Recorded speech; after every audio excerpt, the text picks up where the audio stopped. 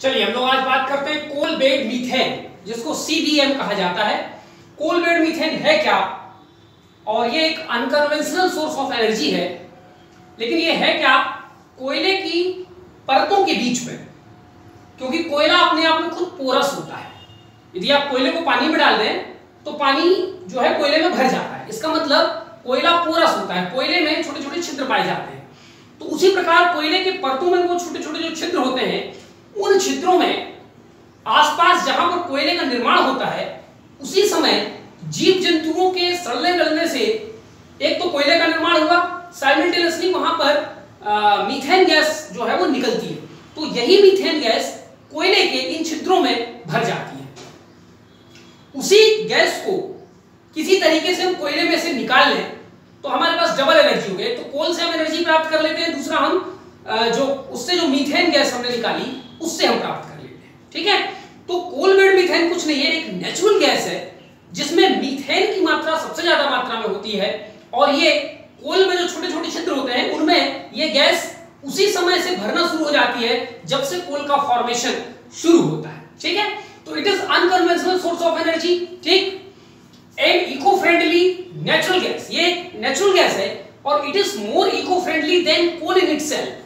कोल और पेट्रोलियम की तुलना में ये जो मीथेन गैस है, यानी कि जो कोल बेड मीथेन है, ये ज्यादा इको फ्रेंडली है, यानी उनकी तुलना में कम पॉल्यूटेंट जो है इसको जलाने पर हमें मिलेगा। ठीक है, क्योंकि मीथेन को जलाने से हमें कार्बन डाइऑक्साइड ही मिलेगी और कुछ लिटिल बिट अमाउंट में कुछ नाइट्रोजन और सल्फर के ऑक्साइड मिलेंगे। ठीक है, वो भी कार्बन डाइऑक्साइड की मात्रा कम बनती है। लेकिन हम कोयले को जलाते हैं तो ज्यादा मात्रा में हमें carbon dioxide, heavy metals, mercury, lead, बहुत सारी चीजें निकलती है। ठीक है, तो इको फ्रेंडली नेचुरल गैस है, stored in coal seams. Coal seam माने कोयले की परतों में ये जो है भरा रहता है।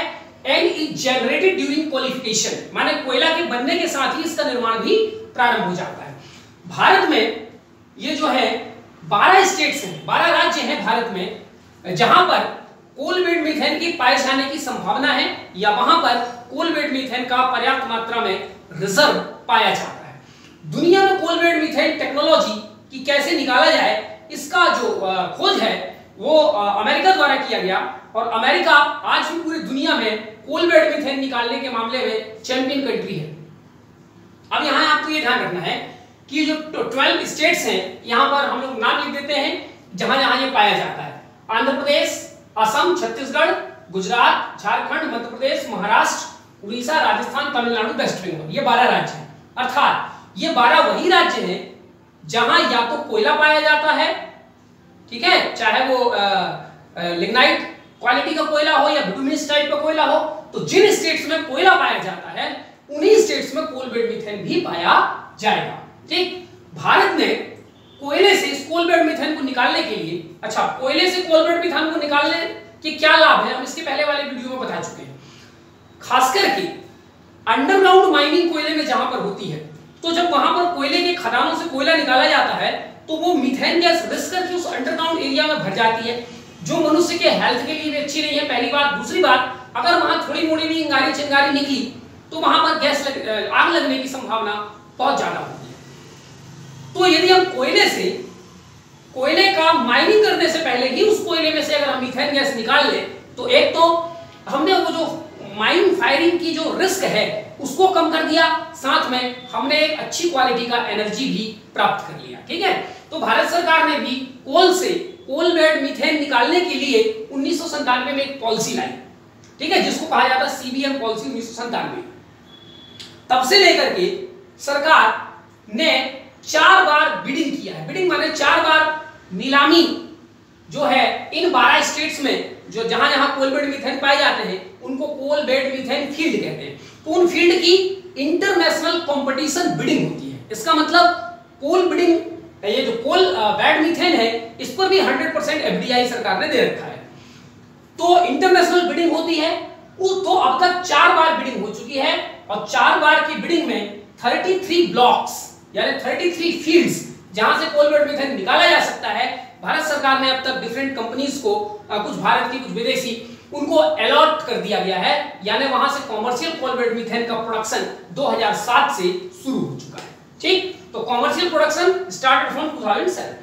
अब भारत में कोल बेड मीथेन के रिजर्व सबसे ज्यादा कहां पाए जाते हैं? सबसे ज्यादा झारखंड, फॉलोड बाय राजस्थान, उसके बाद गुजरात। तो ये 3 बड़े स्टेट्स हैं जहां कोल बेड मीथेन का रिजर्व ज्यादा है।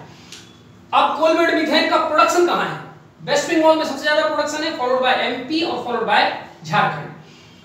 कोल बेड मीथेन के जो बड़े-बड़े फील्ड हैं उनके नाम है। सबसे बड़ा फील्ड है भारत में और जो जहां पर सबसे पहली बार कोल बेड मीथेन निकाला गया, रानीगंज साउथ वेस्ट बंगाल में है, फिर रानीगंज ईस्ट ये भी वेस्ट बंगाल में है, फिर सोहागपुर वेस्ट मध्य प्रदेश में, सोहागपुर ईस्ट ये भी मध्य प्रदेश में, फिर 3 इंपॉर्टेंट साइट्स हैं झारखंड में, झरिया, बोकारो, करणपुरा, इसके अलावा उड़ीसा में, गुजरात में, मध्य प्रदेश में, जहां जहां और भी संभावनाएं हैं वहां हो रही हैं, पर ये भारत के सबसे बड़े फील्ड हैं जो डिक्रीजिंग ऑर्डर में मैंने यहां पर लिख दिया है। ठीक है, चलिए ये कोल बेड मीथेन हो गया। अब कोल बेड मीथेन का दुनिया में सबसे ज्यादा रिजर्व कहां पाया जाता है? सबसे ज्यादा रिजर्व रसिया में, दूसरा चाइना, तीसरा यूएस, चौथा कनाडा और जर्मनी चौथे नंबर पे दोनों हैं, और 5वें नंबर पे इंडिया और ऑस्ट्रेलिया दोनों हैं। तो ये टॉप 5 वर्ल्ड रिजर्व जहां कोल बेड मीथेन पाया जाता है। अब आपको ये ध्यान रखना है, coal bed methane is a sweet gas. Sweet gas और सोर गैस का क्या मतलब है? स्वीट गैस माने इसमें सल्फर की मात्रा या हाइड्रोजन सल्फाइड, कोई जरूरी नहीं है सल्फर भर, सल्फर या हाइड्रोजन सल्फाइड की मात्रा जिसमें एक लेवल से कम होता है उसको स्वीट गैस कहते हैं, और स्वीट गैस या स्वीट ऑयल कहते हैं। और अगर सल्फर की मात्रा उससे ज्यादा है, जनरली वो मात्रा 0.5% रखी गई है। ठीक है, तो कोल बेड मीथेन जो है वो स्वीट गैस है, ये आपको ध्यान रखना है। ठीक है, भारत में directorate general of hydrocarbon DGH, ministry of petroleum और नेचुरल गैस के अंडर में एक संस्था है, उसकी स्थापना की गई थी 1997 में, डायरेक्टरेट जनरल ऑफ हाइड्रोकार्बन, और इसको नोडल एजेंसी बनाया गया। नोडल एजेंसी माने यही संस्था किसी पर्टिकुलर काम को करेगी। तो कौन कौन से काम को डायरेक्टरेट जनरल ऑफ हाइड्रोकार्बन करती है? भारत में coal bed methane, ethanol blending programme, gas hydrates, अभी गैस हाइड्रेट्स क्या है हम आगे बताते हैं, और सेल गैस। इन 4 चीजों की नोडल एजेंसी भारत में कौन है? वैसे तो ministry of petroleum and natural gas है, लेकिन उसके अंदर भी कई सारी बॉडी है, तो उसके अंदर director general of hydrocarbon in 4 चीजों के लिए नोडल एजेंसी है। अर्थात इन 4 चीजों के लिए नियम बनाना, कानून बनाना, बिडिंग करना, उसका एक्सप्लोरेशन करना, ठीक है, उसका प्रोडक्शन करना, ये तमाम चीजें उसके लिए नियम कानून डायरेक्टर जनरल ऑफ हाइड्रोकार्बन बनाएगा। ठीक है, अब किसी एक जगह पर कोल बेड मीथेन मिल रहा है और किसी एक जगह पर नेचुरल गैस मिल रहा है। जहां पर कोल बेड मीथेन या नेचुरल गैस या पेट्रोल जो भी मिलता है उस जगह को रिजर्वायर कहते हैं। ठीक है, जैसे अगर कहीं पेट्रोल मिल रहा है तो हम बोलेंगे it is reservoir of petrol या पेट्रोलियम। कोल बेड मीथेन जहां पर मिलता है उसको बोलते हैं कोल बेड मीथेन रिजर्वायर, जहां नेचुरल गैस मिलता है वहां बोलते हैं नेचुरल गैस रिजर्वायर। अब दोनों में अंतर क्या है? जहां नेचुरल गैस जिस जगह पे मिल रही है और जिस जगह पे कोल बेड मीथेन मिल रहा है, चलिए दोनों में हम लोग अंतर समझ लेते हैं। कोल बेड मीथेन में ये जो गैस होती है methane gas absorbed on the surface of the microscopic coal particle. माने ये जो कोल बेड मीथेन में जो मीथेन गैस होती है वो कोयले में पाए जाने वाले छोटे छोटे छिद्रों में भरी हुई होती है, कोयले में भरी हुई होती है। दूसरी ओर नेचुरल गैस जो है वो gas stored in the pores of the host rocks. Natural gas भी चट्टानों के छिद्र में भरी होती है। तो अंतर क्या है? ये कोयले के छोटे छोटे जो होल्स बने हुए हैं, पोर्स बने हुए, उसमें भरी हुई होती है, और ये चट्टान में भरी हुई होती है। दूसरी बात, किसी जगह से यदि हम 1 टन कोयला निकालें तो उसमें सीबीएम की मात्रा ज्यादा होती है, वहीं दूसरी ओर अगर हम 1 टन पत्थर निकालें जिस जगह जिसमें नेचुरल गैस है तो उसमें नेचुरल गैस की मात्रा कम होती है। तो gas per ton is high and gas per ton is low. Is it clear? ये 2 महत्वपूर्ण अंतर है, और भी टेक्निकल बहुत सारे अंतर है पर हमें उसमें नहीं जाना है। यहां तक बात क्लियर हो गई? कोल बेड मीथेन हमने कंप्लीट कर लिया। भारत में कहां पाई जाती है, दुनिया में पहले कहां पाई गई, ये अनकन्वेंशनल सोर्स ऑफ एनर्जी है, ये तमाम बातें हमने। अब हम एक और अनकन्वेंशनल एनर्जी के बारे में बात करेंगे जिसको बोलते हैं गैस हाइड्रेट्स। गैस हाइड्रेट्स या मीथेन हाइड्रेट्स या क्लैथरेट हाइड्रेट्स, इसके 3 नाम। ठीक है, मैं आगे लिख दिया हूं यहां पर। तो ये जो गैस हाइड्रेट्स है ये है क्या? ये कुछ नहीं, ये मीथेन गैस है। जब मीथेन गैस समुद्र में या महासागरों में मीथेन गैस और पानी दोनों का जब मिलन होता है और उसको एक फेवरेबल कंडीशन मिल जाता है। फेवरेबल कंडीशन क्या है? प्रेशर बहुत ज्यादा होना चाहिए और टेम्परेचर लो होना चाहिए। तो whenever methane gas and water in the sea or ocean meets under the favorable condition. What is the favorable condition? Pressure should be high and temperature should be low. तो जब इस favorable condition में वो मिलते हैं तो जो water body है वो मीथेन गैस के संपर्क में आकर के और लो टेम्परेचर है बर्फ के रूप में बन जाती है और उस बर्फ के बीच बीच में मीथेन गैस भर जाती है। बात समझ आ गई? ठीक है, तो ये केज लाइक स्ट्रक्चर होती है, पिंजरा जैसी स्ट्रक्चर बन जाती है बर्फ की, जिसके बीच बीच में मीथेन गैस ट्रैप्ड होते हैं, भरे हुए होते हैं। उस पूरे स्ट्रक्चर को गैस हाइड्रेट कहते हैं। उसमें से हम मीथेन गैस को निकाल लेते हैं और उसको एक फ्यूल के रूप में यूज करते हैं। उसी को कहा जाता है गैस हाइड्रेट। हाइड्रेट माने हाइड्रेट का मतलब होता है वाटर, ठीक है। तो वाटर में गैस भरी हुई है। कौन सी गैस? मीथेन गैस, ठीक है। तो कोल बेड मीथेन में भी मीथेन गैस होती है और गैस हाइड्रेट में भी मीथेन गैस होती है। नेचुरल गैस में भी मीथेन गैस होती है, सेल गैस में भी मीथेन गैस होती है, एलपीजी में ब्यूटेन गैस होती है। तो ये सब आपको केमिस्ट्री में हम लोग पहले भी पढ़ चुके हैं। आपको याद रखना है कि किस गैस का सबसे बड़ा कॉन्स्टिट्यूएंट कौन सा है, ठीक है। जैसे मैंने आपसे कहा कि कोल बेड मीथेन में मीथेन पाई जाती है, इसका ये मतलब नहीं कि उसमें प्रोपेन ब्यूटेन इथेन नहीं पाई जाती है, लेकिन बहुत कम मात्रा।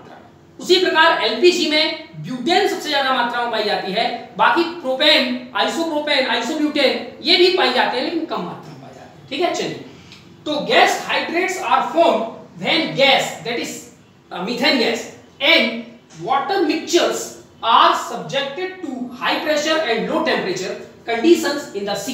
वही मैंने आपको बताया, जब समुद्र में हाई प्रेशर लो टेम्परेचर में वाटर और मीथेन गैस मिलते हैं तो एक केज लाइक आइस की स्ट्रक्चर बनती है जिसके बीच बीच में मीथेन गैस भरा होता है, ठीक है। अब ये usually more than 800 metre depth, समुद्र की सतह से 800 मीटर की गहराई के नीचे ही ये चीजें पाई जाती है, ठीक है। क्योंकि बहुत ज्यादा अगर हम हाइट पे होंगे, मतलब डेप्थ में होंगे 200-300 मीटर, तो वहां पर सनलाइट काफी मात्रा में होती है और टेम्परेचर कम नहीं होने पाता और प्रेशर भी ज्यादा नहीं होने पाता, ठीक है। It is also formed at permafrost region of the world। एक तो ये समुद्र में बनता है, दूसरा ये उन क्षेत्रों में बनता है जहां लगभग 12 महीने बर्फ जमी होती है, जैसे कि Arctic region, Siberia region, Canada का नॉर्दर्न पार्ट, ठीक है। तो इन रीजन्स को परमाफ्रॉस्ट रीजन कहते हैं। परमा माने परमानेंट, फ्रॉस्ट माने वहां पर फ्रॉस्ट जैसी कंडीशन बनी रहती है, ठीक है। तो ये दो जगह पर बनते हैं, ये आपको ध्यान रखना है। Japan is the world leader followed by USA. पूरी दुनिया में गैस हाइड्रेट के उत्पादन में या उसकी टेक्नोलॉजी में मास्टर कंट्री यदि कोई है तो वो जापान है और उसके बाद दूसरे नंबर पे यूएसए। अभी इंडिया वगैरह इसमें काफी पीछे है। हालांकि जापान और यूएसए की मदद लेकर के हमारे यहाँ भी 2014 से ही गैस हाइड्रेट निकालने की पॉलिसी हमने स्टार्ट कर दी है और ये काम भी हमने किसको दिया है? डायरेक्टर जनरल ऑफ हाइड्रोकार्बन को ये काम दिया है, ठीक है। तो यहां पर जो गैस हाइड्रेट है it is also known as methane hydrates या क्लैथरेट हाइड्रेट। क्लैथरेट, इसलिए क्लैथरेट का मतलब है एक पिंजरा जैसा संरचना, ठीक है। तो इसको और दो नामों से जाना जाता है। भारत में ओएनजीसी ने पहली बार भारी मात्रा में गैस हाइड्रेट की खोज बे ऑफ बंगाल में 2016 में की और उसमें भी हमने जापान और अमेरिका की मदद लेकर के की, ठीक है। तो जापान और अमेरिका हमारी इस फील्ड में मदद कर रहे हैं। तो यहां तक हो गई बात गैस हाइड्रेट की। अब हम एक और अनकन्वेंशनल सोर्स ऑफ एनर्जी की बात करेंगे जिसको कहते हैं सेल गैस या सेल ऑयल। अब सेल गैस या सेल ऑयल है क्या, पहले हम समझेंगे। सेल क्या है? SHALE, cell. सेल एक प्रकार की सेडिमेंट्री रॉक्स है। हम लोगों ने उसमें पढ़ा था ज्योग्राफी में, जब हमने रॉक्स पढ़ा था कि सेल एक सेडिमेंट्री रॉक्स है जो आगे मेटामॉर्फिस के रूप में होकर के स्लेट बनाता है, स्लेट जिसमें हम लोग लिखते थे, ठीक है। तो सेल एक चट्टान है, उन चट्टानों में बीच बीच में कुछ जीव जंतु यानी ऑर्गेनिक मैटर दबते जाते हैं और उनके दबे रहने के कारण ऑर्गेनिक मैटर से जो गैस निकलती है मीथेन गैस, वो उन चट्टानों के बीच में दब जाती है, ठीक। बात समझ आ गई।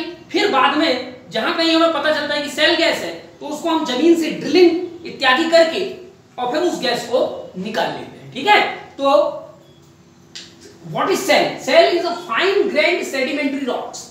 ठीक है, इसमें ऑर्गेनिक मैटर होते हैं, ऑर्गेनिक मैटर से गैस निकलती है, इसको एक्सट्रैक्ट कर लिया जाता है और एक्सट्रैक्ट करने का एक मेथड होता है, साइंटिफिक मेथड, जिसको कहते हैं destructive distillation.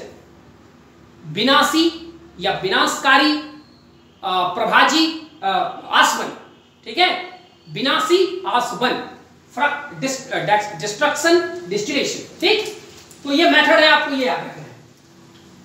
Cell gas policy 2013, Bharat ने सेल गैस निकालने के लिए 2013 में एक नेशन वाइड पॉलिसी लाया और इस पॉलिसी में ONGC और OIL को ये जिम्मेदारी दी गई कि सेल गैस जहां जहां है पता लगाइए, सेल रॉक्स कहां कहां पाई जाती हैं, उनमें सेल गैस है कि नहीं, और यदि है तो उसको एक्सट्रैक्ट कीजिए। ठीक, भारत में सेल गैस के पोटेंशियल फील्ड कहां कहां है, कहां कहां हमको ये जो है सेल गैस मिल सकता है। तो ऑब्वियसली भारत में जहां जहां सेडिमेंट्री रॉक्स हैं, और सेडिमेंट्री रॉक्स भी कई टाइप के होते हैं, उनमें से सेल वेराइटी का जो सेडिमेंट्री रॉक्स कहां कहां है, वहां वहां पर हमें सेल गैस मिलेगा।